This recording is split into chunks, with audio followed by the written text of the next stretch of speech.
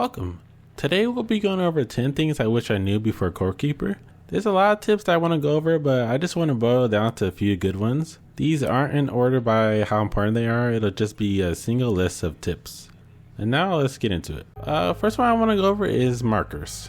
When you open up your map and look at the bottom left of the screen, you'll see a list of markers I can use on the map. You have one that sort of flickers even on your mini map, and you have 4 that you can use however.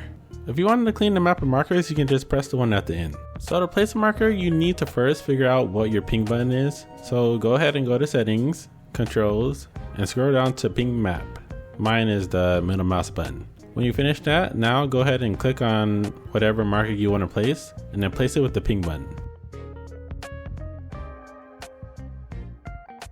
I mainly only use this for if I find a boss or if I find those big ores. What I would do is I open up my map, I go to the blue thing and I place it near the ore. Whatever you do, do not place it on top of the ore on the map. I say this because if you place it near it, you can still see what type of ore it is just by looking at the map. So you don't have to be running around looking for a certain type of ore. Say, I don't know, I need gold and I have the drills. I'm trying to find where the big gold ore is. I'm gonna look at the map by the ore markers and then I'm gonna find the yellow one, which is gold. And if I need iron, I'm gonna try to find a gray one, the gray little cube next to the marker. That's how it kind of helped me a little easier. Next one I want to go over is recipes. I didn't even know this at first, but if you ever want to know the recipes of certain foods, you made a food and you want to know what exactly that food, how to make it and everything, all you have to do is go over to your cooking pot, click on the green book looking thing, and you'll be able to look at what food you made before. You can scroll down and pick whatever one and hover or whichever one you want. Next one is crafting stations. If you place the crafting station around the chest, you can pull right from it without even having the materials in the inventory. It'll have a little marker next to the material showing that it's pulling from a certain chest. You can use small chests, but I would say use a large chest because you can put more crafting stations around them. You can have 9 around there at a time, and it's really beneficial.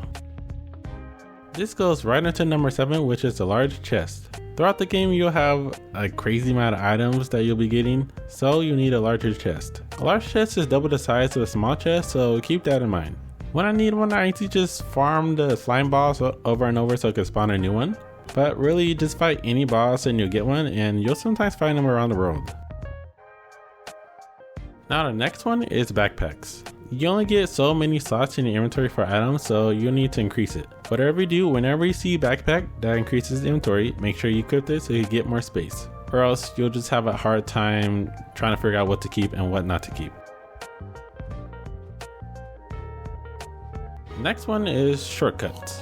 This is all gonna be for PC since I don't have a controller, so keep that in mind. Now, if you have a lot of something and you want to split it, just hold down shift and then right click it. This is easier than just picking it out one at a time. Next one is holding down control and right clicking will help you take out 10 items at a time.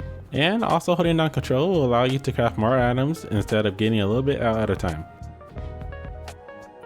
The next one is torches. You can place a torch even if you have something else in your hand, say you have like a sword or something. Just hold shift and you'll be able to place it on the ground and just switch back to your sword. The next one is workbenches. You only need one the entire time throughout the game, so whenever you get an upgraded one, just go ahead and get rid of your older one because your new one will just be able to use your older one and the new one at the same time. Next one is loadouts. You really need to take advantage of loadouts in this game because you can switch them in 1 second without even thinking. So for me right now, I have my main build in slot 1, my mining in slot 2, and farming in slot 3. So say I'm in front of a wall that I can't even mine, I'll just switch to it real quick, mine it, and then switch right back to my main build so I don't die. So that's how I just been doing it. Now the next one is using a hoe. Not only can this be used to pick up crops, but you can also use it to pick up anything on the floor. Moss, slime, anything that can spawn enemies or just hurts you, you can just pick it up with a hoe. Next one is to make sure you build your base at the core because that's generally where you go when you die. So building your base around it just seems reasonable. You can also color lights with paintbrushes to change the color, and you can even color other things. You can see if it could be painted because you'll see under the crafting thing, it'll say can be painted. And that's gonna be it for the video. Let me know if these tips helped you. Thanks for watching, and I'll see you later.